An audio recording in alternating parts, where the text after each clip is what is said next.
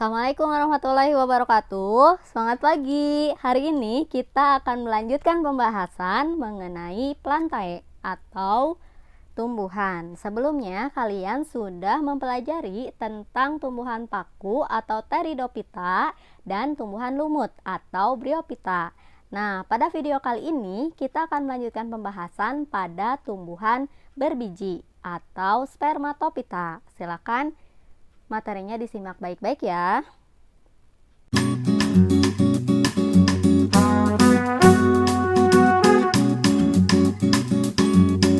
Ciri-ciri tumbuhan berbiji diantaranya mereka berkembang biak dengan biji, kemudian mereka adalah tumbuhan Cormophyta, artinya dapat dibedakan antara akar, batang, dan daun.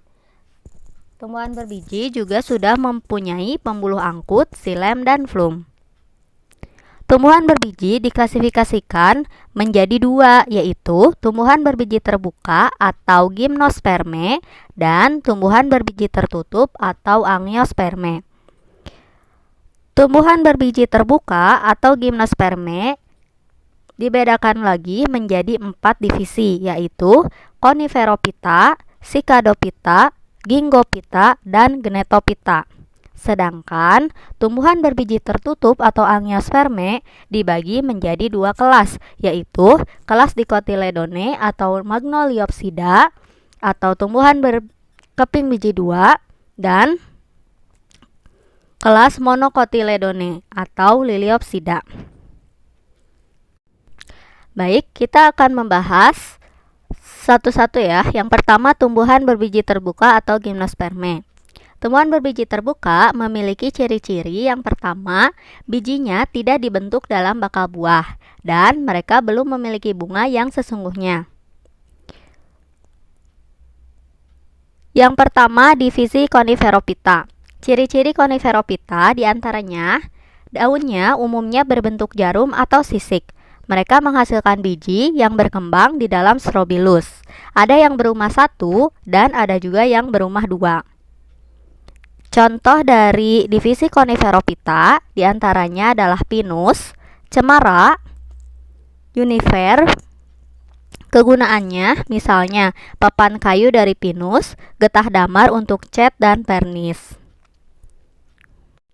Divisi kedua adalah Cicadophyta. Ciri-ciri Cicadophyta, mereka adalah gimnosperme tertua dan paling primitif di antara divisi yang lain. Habitusnya menyerupai pohon, palem berkayu, dan tidak atau sedikit cabangnya. Batangnya tebal dan daun mudanya menggulung. Mereka biasanya hidup di daerah tropis dan subtropis. Contoh dari divisi Cicadophyta antara lain adalah pakis haji atau Cycas rumpi. Kalian pasti pernah melihat ini sebagai tanaman hias. Selanjutnya ada divisi Gingophyta. Ciri-cirinya mereka berumah 2, artinya antara jantan dengan betina itu berbeda tanaman. Kemudian biasanya mereka berumur panjang. Strobilus jantan berukuran lebih kecil dan Strobilus betina berstruktur sederhana. Contohnya adalah Ginkgo biloba. Peran Ginkgo biloba misalnya sumber minyak dan insektisida dari bijinya, dan ekstrak daunnya mengandung glikosida, flavonoid untuk obat-obatan. Ginkgo biloba juga bisa digunakan sebagai tanaman hias. Selanjutnya ada divisi Gnetophyta.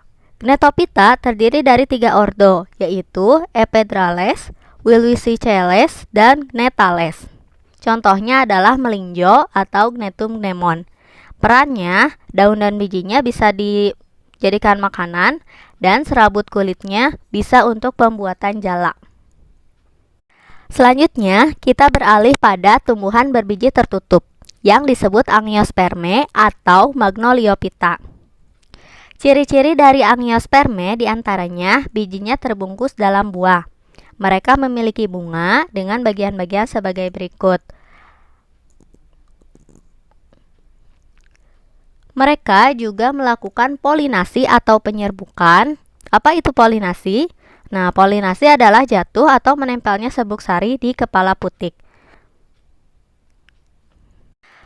Angiospermae dibedakan menjadi dua, yaitu dikotil dan monokotil. Yang pertama adalah dikotil atau Magnoliopsida.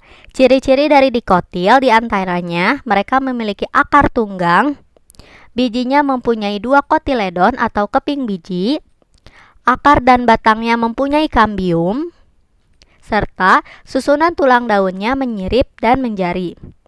Bagian bunga biasanya 4, 5, atau kelipatannya. Beberapa famili dalam kelas dikotil diantaranya Solanaceae, Myrtaceae, Mimosaceae, Papilionaceae, dan lain sebagainya. Kelas yang kedua adalah Liliopsida atau monokotil. Ciri-ciri monokotil diantaranya mereka memiliki biji dengan kotiledon atau keping biji tunggal. Tulang daunnya biasanya sejajar, akarnya serabut, dan jaringan pembuluh pada akar dan batang tersebar. Mereka tidak punya kambium. Jumlah bagian bunga biasanya kelipatan 3. Contoh famili monokotil diantaranya ada Poaceae atau rumput-rumputan, ada pisang-pisangan atau Musaceae, ada Aracaceae, misalnya kelapa, dan jahe-jahean atau Zingiberaceae, serta famili yang lain. Nah, mudah-mudahan materi yang sudah kita pelajari tadi mengenai Plantae dan segala macam klasifikasi juga manfaatnya yang sangat banyak dan beragam akan membuat kita lebih banyak bersyukur karena Tuhan telah menciptakan banyak sekali tumbuh-tumbuhan yang bisa dimanfaatkan oleh manusia. Jangan lupa juga untuk selalu menjaga lingkungan dan menjaga tumbuhan di sekitar kita agar mereka tidak punah. Nah, itu saja yang dapat Ibu sampaikan pada video kali ini. Mudah-mudahan ada manfaatnya. Mohon maaf jika ada kesalahan. Terima kasih banyak atas perhatiannya. Assalamualaikum warahmatullahi wabarakatuh.